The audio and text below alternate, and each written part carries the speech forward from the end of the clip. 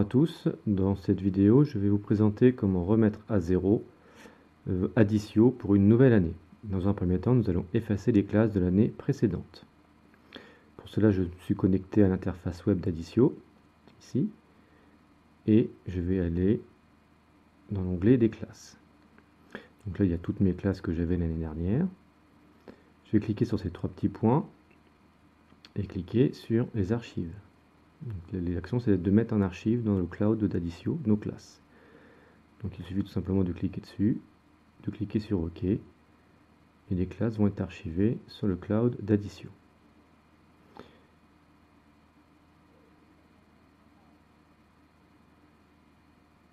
C'est des fois un tout petit peu long, puisqu'il faut faire tout classe par classe.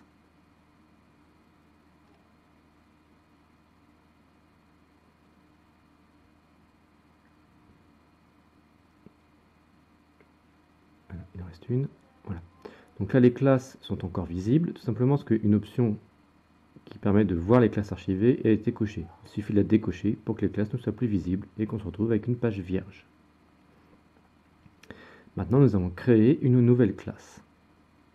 Pour commencer, il suffit tout simplement de cliquer sur le plus de façon à créer un nouveau groupe. Il faut nommer ce groupe. Donc là, je vais créer une classe test qui me servira plus tard à faire des tutoriels sur Adissio. Donc une fois que le nom du groupe a été fait, je vais mettre le date de début du cours, donc premier cours de septembre, jusqu'à la fin de l'année scolaire, c'est-à-dire en juillet 2019. Voilà, là je vais mettre juste le descriptif de la classe de façon à retrouver moi la classe, de savoir à quoi elle sert. Voilà. Ensuite on peut changer la couleur de la classe qui permet de repérer facilement ces classes, donc je vais mettre rouge.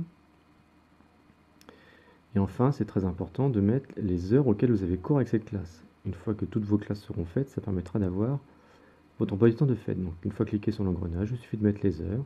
Par exemple, là j'ai mis le lundi de 8h à 10h et je valide.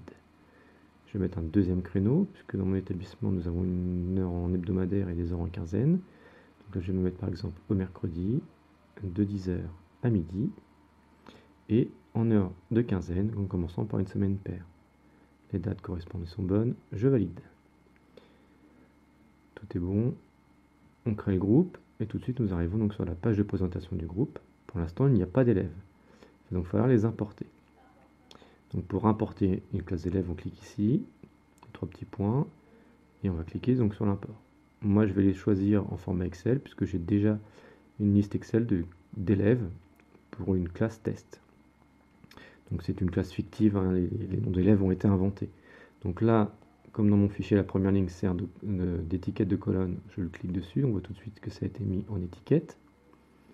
Et donc on a bien le nom de mes élèves avec leur sexe, leur prénom, et le fameux avatar qui correspondra au nom d'une photo. Donc il faudra bien faire attention de nommer les photos des élèves de la même façon qu'il y a dans cette colonne. Donc on va cliquer ici, et là maintenant il va falloir associer pour Adissio les colonnes avec les intitulés d'Adissio.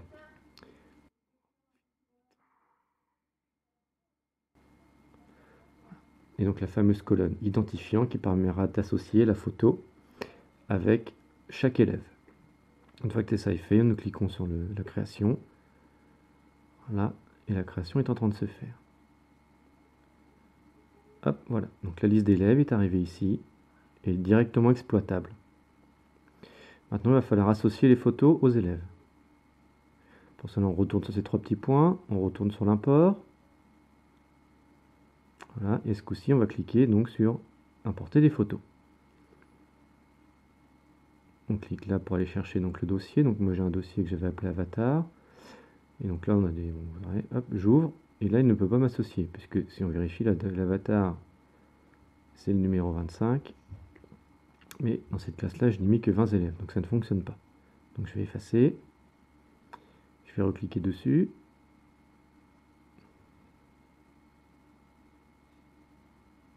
Voilà. Et là je vais sélectionner toutes les fiches. Donc je me suis mis en haut. Je vais cliquer sur Shift, cliquer sur la dernière, et ça me permet de tout sélectionner. Je fais sauver, et hop, on voit bien là qu'il a directement associé les prénoms avec les noms des élèves, les prénoms et les photos avec le nom des élèves. Et on voit donc l'association qui est en train de se faire sur la colonne des prénoms et des noms.